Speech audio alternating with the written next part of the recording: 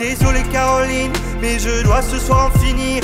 XR, ça va être mélanger une captation classique et un environnement virtuel. Mon bébé, je n'ai plus d'énergie à fournir, j'ai tant couru. Ça apporte une façon de travailler qui permet beaucoup de choses. Désolé Caroline. Ça permet une approche de la création de contenu qui est un peu nouvelle, qui est beaucoup plus souple sur certains points. Désolé Caroline. Ça va se développer encore énormément dans les 5, 10, 15 prochaines années. On est très très loin d'avoir vu le bout là. C'est fini. Là vous êtes studio PureView. XR, ça va être mélanger une captation classique et un environnement virtuel. On rajoute de la réalité augmentée et on vient s'affranchir de la limite des écrans.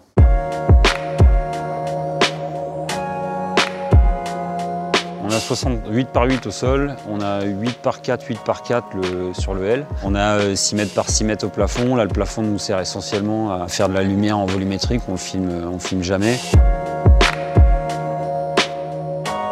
Sur la production virtuelle, il y a eu tout de suite des sujets parce qu'il y avait Mandalorian qui était chaud. Nous, c'est vrai qu'on était plutôt sur l'école XR Studio à LA et Katy Perry et ces recherches-là.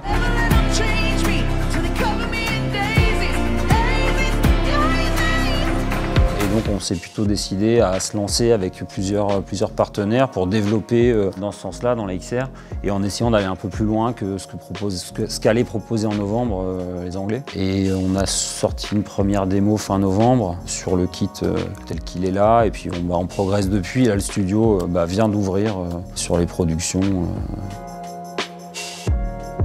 Le fait d'être en cube, pour simplifier, on travaille les 3 dimensions, donc ce qui fait que, vu qu'on a de la vidéo au sol, on va pouvoir créer de la profondeur en dessous du sol. Donc ça rajoute un élément de perception grâce aux 3 écrans. Mais on a grue, caméra, on a un kit lumière, des ponts, des gens qui travaillent derrière des ordis. Dans le cas des DI, en fait, on va partir d'une montagne en fait, qu'on va modéliser déjà. Donc elle ne sera pas faite dans un moteur 3D, mais plutôt dans un logiciel qui nous permet de modéliser de manière plus précise. Donc là, il va pouvoir détailler la forme de la montagne, les endroits où il y aura de la neige, pas de la neige. Et ensuite, on va reprendre cette modélisation, on va mettre dans un moteur de temps réel. On va recréer notre cube. Donc on connaît notre échelle, c'est-à-dire qu'on sait que notre cube de 8 mètres par 8 mètres, dans notre montagne, il fait cette taille-là. Ça nous permet de travailler des valeurs, des axes caméra. Et derrière, l'environnement est beaucoup plus grand que ça en fait. Ça va permettre au tournage d'aller choisir les axes qu'on préfère, avec les amorces, les perspectives.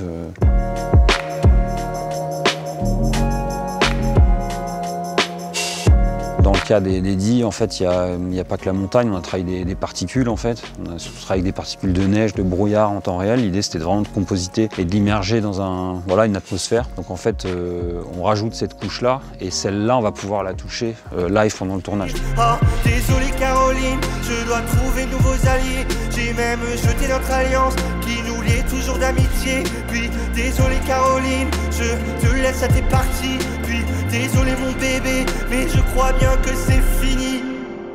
Le fond vert, on va tourner, on va s'atteler à ce que la personne soit bien décrochée du fond vert. Là, le principe ici en production virtuelle, c'est que la personne va être tout de suite immergée dans la lumière et dans le décor. Et pouvoir créer des univers totalement gigantesques alors qu'on vient shooter sur une surface très, très restreinte d'écran. Maintenant, en effet, des fonds verts, des fonds bleus, il en restera parce que des fois on a besoin de se poser sur la post-prod, de régler les choses en post-prod, de passer beaucoup plus de temps et de la finition sur les images.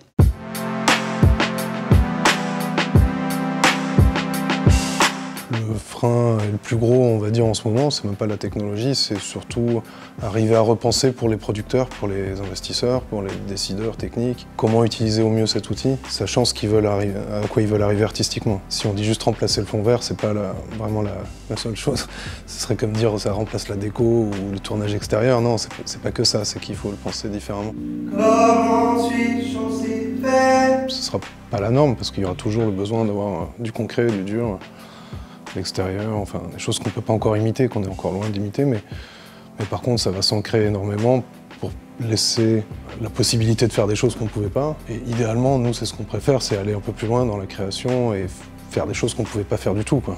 La techno évolue énormément, c'est-à-dire quand on voit ce qu'on peut produire en temps réel aujourd'hui, déjà, ne serait-ce que par rapport à il y a 3-4 ans, Il y a un monde, le sujet est vaste, il va continuer à évoluer, donc de toute façon on a un peu pris perpète sur le sujet parce que ça ne va pas arrêter d'évoluer, donc il va falloir aller avec ça.